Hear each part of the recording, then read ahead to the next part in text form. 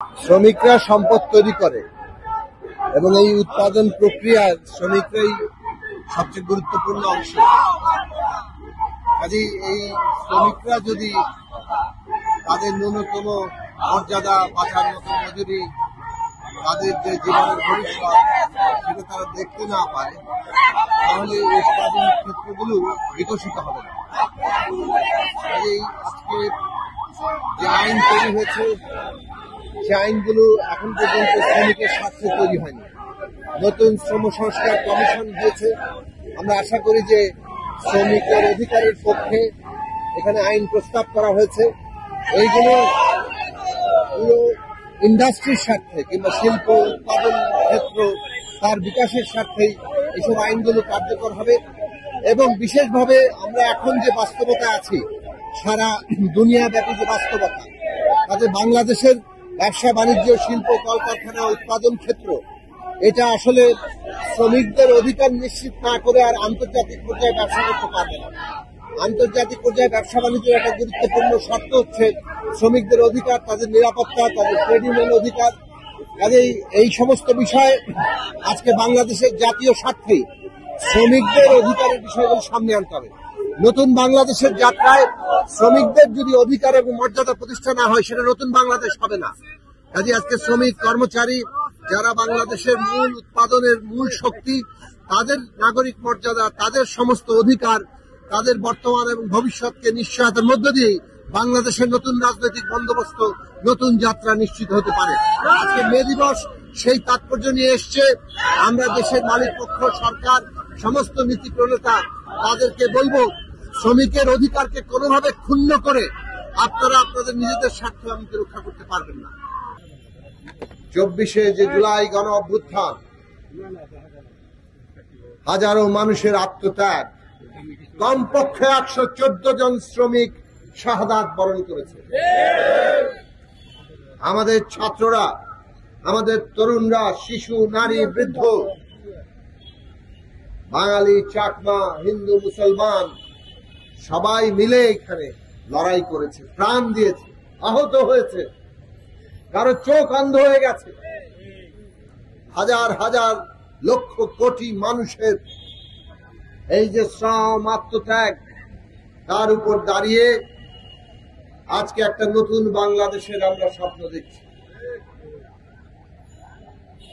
কাজেই এই নতুন বাংলাদেশের যাত্রায় যখন আমরা মে দিবস পালন করতে আসি, সেটা একটা নতুন তাৎপর্য নিয়ে, নতুন বার্তা নিয়ে, নতুন দিশা নিয়ে আমাদের সামনে হাজির হয়। এই মে দিবস কিসের জন্য তৈরি হয়েছিল? এইখানে যিনি উপস্থাপনা করলেন তিনি কিছুটা ইতিহাস আপনাদের বলেছেন। মে দিবসের সূচনা আমেরিকায় 1886 সালে আমেরিকার শিকাগো শহরের হে মার্কেটে তখনকার শ্রমিকরা আন্দোলন করছিলেন, 8 ঘন্টা শ্রম করব, 8 ঘন্টা বিশ্রাম নিব, 8 ঘন্টা আমাদের পরিবার, বিনোদন, অন্যান্য কাজের জন্য থাকবে। 8 ঘন্টা শ্রম করেই আমরা বাঁচার মতো মজুরি চাইব। রাষ্ট্র 8 ঘন্টা শ্রম করে বাঁচার মতো মজুরি দিতে হবে, এই আইন করতে হবে। সেই দিন ওই আমেরিকার মালিকেরা, যারা ওইখানে শিল্প কলকারখানার মালিক ছিলেন, আর তাদের পুলিশ সহ রাষ্ট্র প্রশাসন, তারা কি করলো? তারা এই শ্রমিকদের আন্দোলন দমন করার জন্য ষড়যন্ত্র করেছিল। তারা তাদের এজেন্টদের দিয়ে শ্রমিকদের সমাবেশে বোমা ফাটিয়েছে। তারপর পুরো দায় তারা শ্রমিকদের নেতাদের উপর দিয়েছে এবং সেইখানে অসংখ্য নেতাদেরকে তারা গ্রেফতার করে বিচারের মুখোমুখি করেছে। 4 জন নেতাকে ফাঁসি দিয়েছে।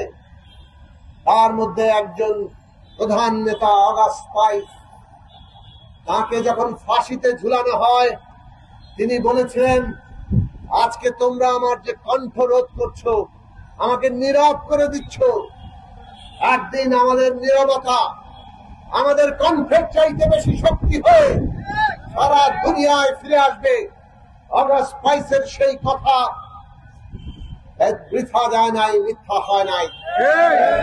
অগাস্ট ২২ সেই আত্মাহুতি, মে দিবসের সেই আন্দোলন আমেরিকায় ছড়িয়ে পড়েছিল, সারা ইউরোপে ছড়িয়ে পড়েছিল,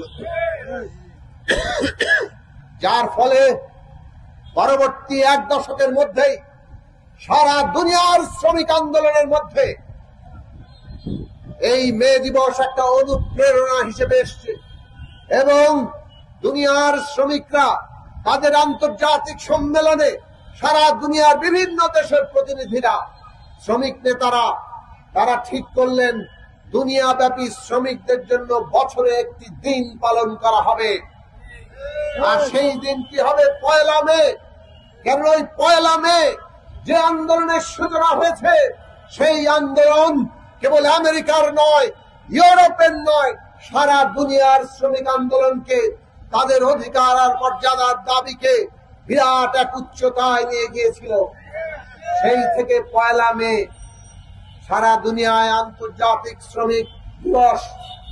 ১লা মে শ্রমিকের অধিকার, তার মর্যাদার দাবি তোলার দিবস।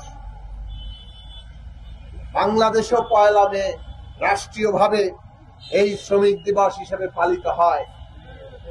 আমাদের দেশে আমাদের যে স্বাধীনতা সংগ্রাম, ১৯৭১ সালের মুক্তিযুদ্ধ, তার আগে ৬৯-এর গণ অভ্যুত্থান, যে গণ অভ্যুত্থানের পথ ধরেই আমরা ৭১ সালের স্বাধীনতা যুদ্ধে পৌঁছেছি। এই সমস্ত জায়গায় তাকিয়ে দেখেন কারা লড়াই করেছে। এই দেশের শ্রমিকেরা, কৃষকেরা। কারা জীবন দিয়েছে? এই দেশের শ্রমিক, কৃষক এবং তাদের সন্তানরা।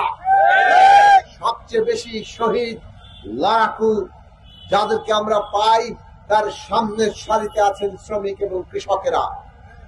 কাজে ৭১ সালের স্বাধীনতা সংগ্রামের মধ্যে দিয়ে আমাদের এই বাংলাদেশ প্রতিষ্ঠিত হয়েছে শ্রমিকের রক্তে, কৃষকের রক্তে, শ্রমজীবী কর্মচারী মেহনতি মানুষের রক্তে।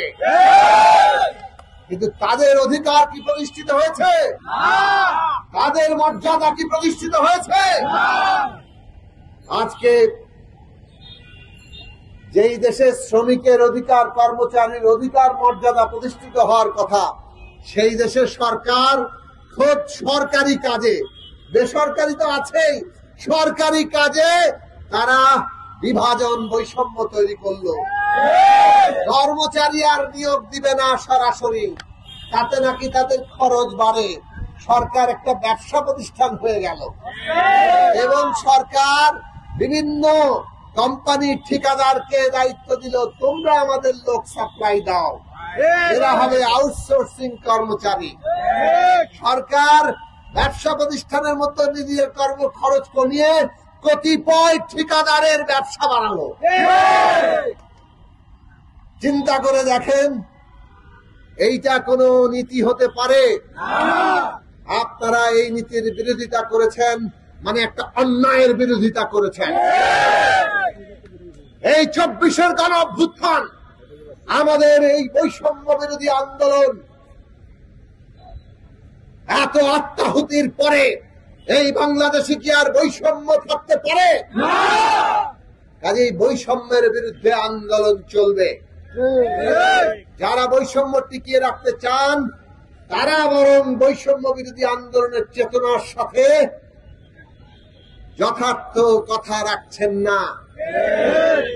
আমরা বলেছিলাম এই সরকারকে, আপনারা আন্দোলনের উপর দাঁড়িয়ে আছেন, অভ্যুত্থানের উপর দাঁড়িয়ে আছেন, আমাদের ছেলে মেয়েদের, এই দেশের শ্রমিক, ছাত্র, কৃষক, তাদের সন্তান এবং তার ছাত্রদের রক্তের উপর দাঁড়িয়ে আছেন আপনারা।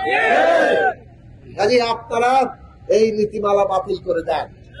এইটা তো শেখ হাসিনা ফ্যাসিস্ট নীতিমালার অংশ, কিন্তু সরকার এই নীতিমালা বাতিল করে নাই। আমরা এর জবাব চাই। আমরা অন্তর্বর্তী সরকারের মাননীয় প্রধান উপদেষ্টা প্রফেসর মোহাম্মদ ইউনূসের কাছে আবেদন জানাই যে কেন এই বৈষম্যের নীতি বহাল থাকবে, জবাব আপনাকেও দিতে হবে। আশা করি আপনার সরকার এই বৈষম্য নিরসনে পদক্ষেপ গ্রহণ করবে। আপনারা একটা পরিপত্র জারি করেছেন। এই আউটসোর্সিং কর্মচারীরা ফ্যাসিস্ট সরকারের আমলে অনেক দাবি দাওয়া তুলেছে, কিন্তু তাদের দাবি দাওয়া পূরণ হয় নাই। শেখ হাসিনা তাদেরকে বৃদ্ধাঙ্গুলি দেখিয়েছে। কিন্তু এই আন্দোলন আপনাদের ঐক্যবদ্ধ হতে হবে। আজকে আমরা দেখি ডিপিসি, এই যে বিদ্যুতের যতগুলো প্রতিষ্ঠান, এই প্রতিষ্ঠানগুলো খুবই গুরুত্বপূর্ণ কাজ করে। বিদ্যুৎ না থাকলে আমাদের অবস্থা কি হয় আমরা জানি। শিল্প কলকারখানা, অর্থনীতি, সেই বিদ্যুৎ প্রতিষ্ঠানে 24 ঘন্টা কাজ করতে হয়। বিদ্যুৎ কি 8 ঘন্টা আছে? তাই না? গভীর রাতে 8টার বিদ্যুৎ লাগে। ওই বিদ্যুৎ কেউ না কেউ তো দেখতেছে নাকি? ওইখানে আমাদের কর্মচারীরা আছে না? তারা আজকে যখন কাজ করতে যায়, বিদ্যুৎ কতটা অনিরাপদ জায়গা, যে কোনো সময় একটা দুর্ঘটনা ঘটতে পারে। তাদের জীবনের নিরাপত্তা নিশ্চিত করা ওটা কোম্পানির দায়িত্ব। কিন্তু কোম্পানি তাদের যে ইকুইপমেন্ট দেয়, পোশাক আশাক, জুতা, হান, এগুলো সবই হচ্ছে নিম্নমানের অথবা ঠিক মতো দেয় না। অনেক কর্মচারীরা মারা যাচ্ছেন, তাদের ঠিক মতো ক্ষতিপূরণও দেয় না। নানান অন্য কথা বলে তাদের লাশ কবরস্থ করে ফেলা হয়। এইরকম মর্মান্তিক কাহিনী আমরা শুনেছি। দেখেন ফ্যাসিস্ট শাসন কিভাবে ভয়ঙ্কর ভাবে আমাদের মানুষদেরকে নির্যাতন করেছে।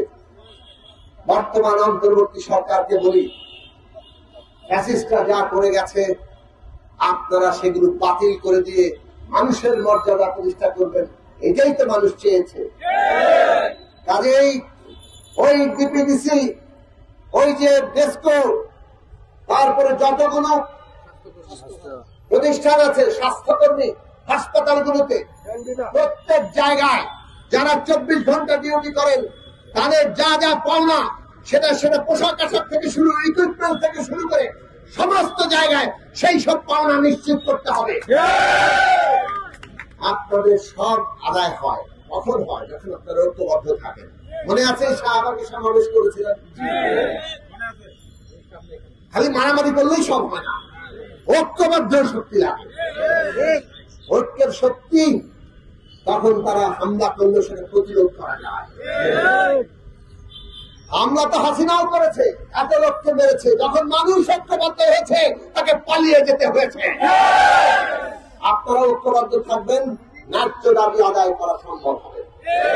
মনে রাখবেন, মুনাফিকরা আছে, হাসিনার দোসররা আছে, আপনাদের আন্দোলনকে ভিন্ন খাতে নিয়ে যেতে পারে, বিপ্লব ব্যর্থ করে দেওয়ার কাজে লাগিয়ে ফেলতে পারে। এই সরকার, আমরা যেমন এই সরকারের কাছে দাবি জানাই, এই সরকার আমাদের দাবি মানুষ, সেটা আমরা চাই। আবার এই সরকারকে কেউ যদি ষড়যন্ত্র করে ফেলে দিতে চায়, সেটাও তো আমরা হতে দিতে পারি না। কারণ এই সরকার তো কোনো রাজনৈতিক সরকার না। এই সরকার সংস্কার এবং নির্বাচনের একটা দায়িত্ব পালন করছেন। সেই দায়িত্ব পালনকালে তাদের জনগণের দাবি দেওয়া যতটা পারে তারা শুনবেন। আমরা তাদের বলছি, যেগুলো ন্যায্য দাবি তা শুনে ফেলেন, বাস্তবায়ন করেন। এটাই মানুষ চায়, এইটা মানুষ চায়। আপনাদের কাছে এতটুকু মানুষ আশা করে। কাজে সরকারকে কেউ ষড়যন্ত্র করে ফেলতে চাইলে আমরা সেইটা হতে দেব না। কিন্তু আমার সরকারকে এটা বলি, জনগণের ন্যায্য দাবি না মানলে আমরা আন্দোলন করব। আন্দোলন থেকে আমাদের কেউ রেহাই বন্ধ করতে পারবে। তবে আপনারা ঐক্যবদ্ধ থাকবেন, মুনাফিকদের সম্পর্কে ভিতরে ঢুকে ষড়যন্ত্রকারীরা যাতে কোনো কিছু করতে না পারে। এই জন্য দরকার সারা দেশে সংগঠন, সারা দেশে সংগঠন দরকার। আমাকে ওনারা উপদেষ্টা বললেন, একটা উপদেষ্টা হিসেবে আমি একটা কাজ করি, আপনারা সারা দেশে সংগঠন করেন। আপনারা উপজেলা পর্যায়ে, জেলা পর্যায়ে, বিভিন্ন প্রতিষ্ঠানে এবং কেন্দ্রীয় ভাবে আপনাদের কমিটি করেন। আপনারা আপনাদের সম্মেলন করেন, নিজেদের সংগঠনের শৃঙ্খলা নিয়ে আসেন এবং তারপরে দেখেন দাবি দেওয়া আদায় হবে। দাবি দেওয়া আদায় না করে, বিশেষত যেহেতু দাবি দেওয়া ন্যায্য, যেহেতু আপনারা ন্যায়সঙ্গত দাবি তুলেছেন, ন্যায়সঙ্গত দাবি গুহার ভেতর থেকে আসছেও সে তার ন্যায্যতা দিয়ে তার দাবি আদায় করে নেয়। কাজেই ন্যায়ের উপর দাঁড়িয়ে শক্তিশালী সংগঠন করেন, আজকের মে দিবসে এই যে শ্রমিক কর্মচারী মেহনতি যারা শ্রম দিয়ে চলে তাদের যে আজকের দিন সারা দুনিয়া ব্যাপী, এই দিনে আপনারা সেই রকম ভাবে আবার শপথ নেন যাতে আমরা সংগঠন করব এবং যত বেশি ঐক্যবদ্ধ থাকবো, যত মিছিলে স্লোগানে থাকবেন, তখনই ভাববেন আপনার দাবি আদায় হবে, আপনি বেঁচে আছেন, আপনি মরে যান নাই। সবাইকে সালাম, শুভেচ্ছা, ধন্যবাদ। আবারও মে দিবসের শুভেচ্ছা।